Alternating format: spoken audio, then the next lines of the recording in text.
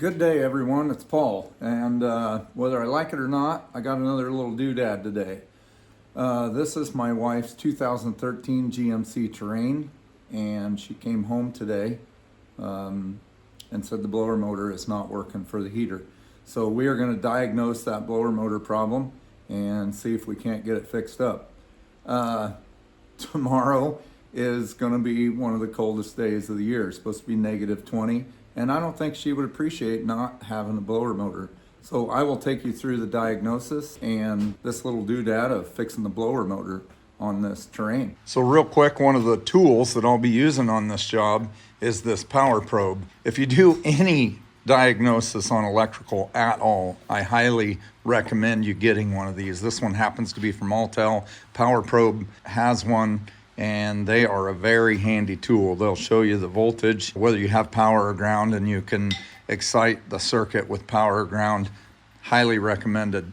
Cuts off a lot of time, but you don't have to have one of these to do this. You can use a regular test light or a voltmeter or something like that. This just makes it more convenient. I should say that most of the time when the blower motor doesn't work, everybody just assumes automatically that it's the blower motor.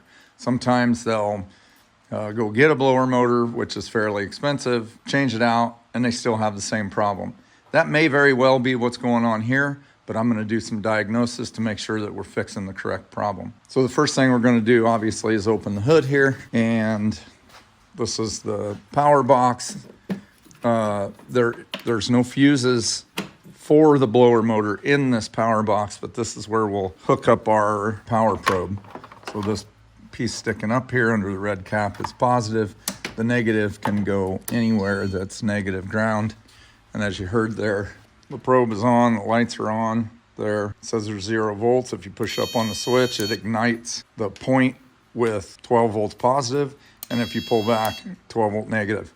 Very handy tool, shows you what's going on. You can test it here by touching the negative, and it gives you a tone, and the green and the positive, and it gives you orange and a high tone. Okay, so in the passenger side of these Terrains, Equinoxes, there is a fuse box here on the passenger side kick panel of the console, and inside that, the fuses. This big fuse right here is the blower motor fuse, and just to make sure that we don't just simply have a fuse problem, we're going to test that fuse. This fuse is pretty easy to pull out. You can just grab it, pull it out, and I'll show you how to test that.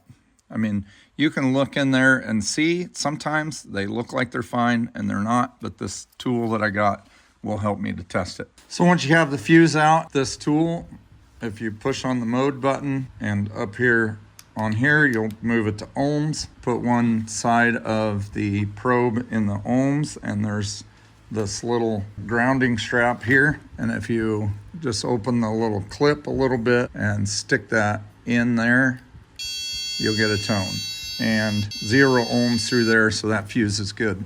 So the next thing we're going to check here is just to make sure that we have power to this circuit, and the way we do that is just by testing these, and nothing there.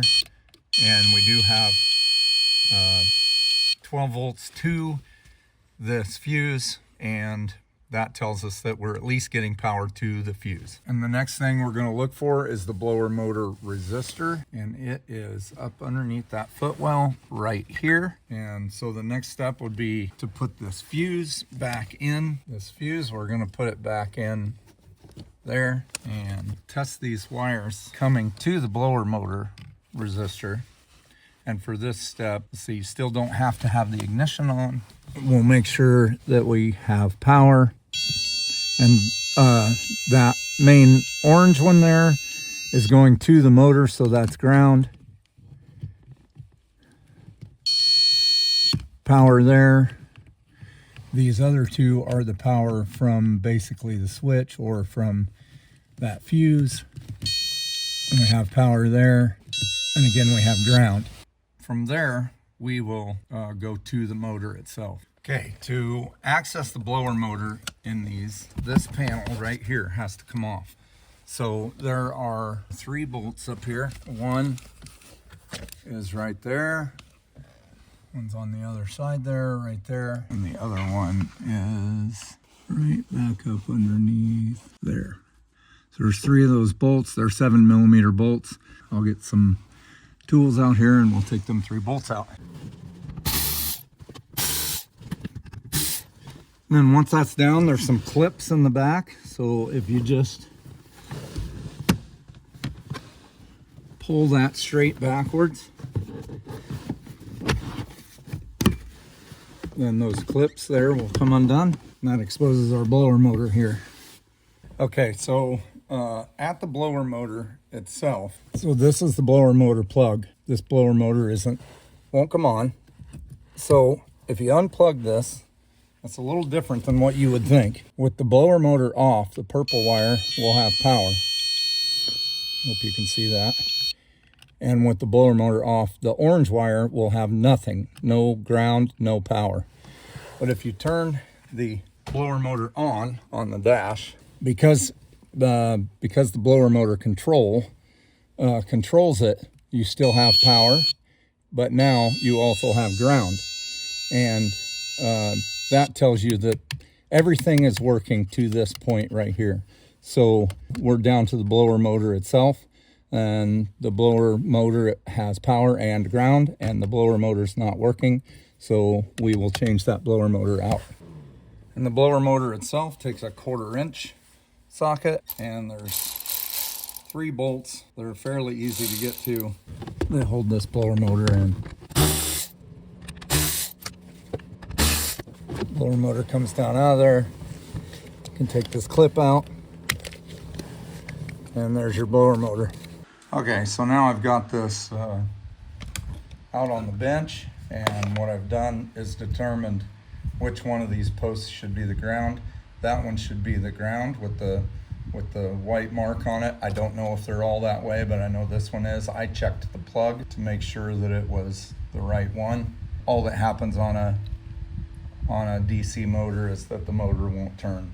So I put one side of my probe on that, put the other side on the other terminal. I know that I'm getting ground because I know that I'm getting through the motor because we're making that tone. And if I push forward, then the blower motor does not run. So that blower motor is bad for some reason or another. Okay, so one more thing that I want to show you here. So I did catch it where it doesn't work, and it isn't going to work. I just want everybody to be aware that you have to be careful, because what it is a dead spot in the windings. As you can see, I am putting power to it. If I spin this wheel a little bit, it will try to take off and go. I tripped out my meter. So as you can see, if it lands in the right place, it'll run. But if it lands in the wrong place, it will not run. So just be aware of that when you're testing it. So what you don't want to do is take it out, test it, think that it's okay, put the thing back in, it'll work for a time or two, and then the blower motor won't work again, and you got to start all over. So that blower motor is bad. Here we are back from the parts store. They warned me at the parts store that there's a little difference between these blower motors. It's like an update or something crazy like that. The first thing is we'll make sure that the cage is pretty close to the same. And it warned me about this pigtail being different. But as you can see, when you hold these pigtails side by side here, I don't know if we're getting a good shot of that. It's the same plug.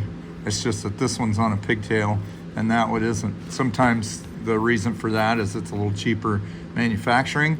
Other times, I think in this case, is there's kind of a known problem for this plug getting hot and causing some heat and some damage to that plug.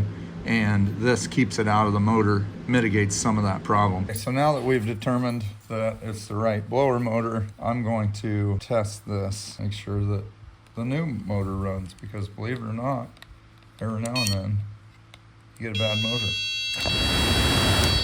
And that one runs just fine.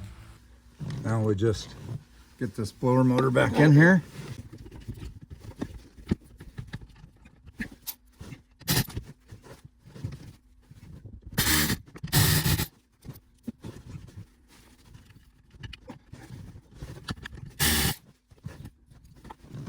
test it.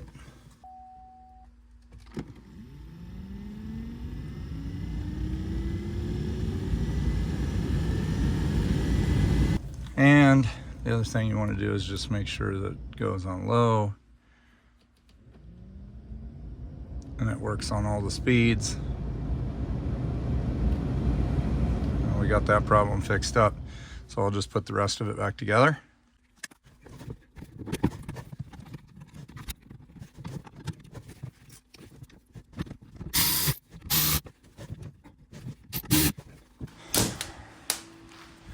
And with that, that's got it all fixed up.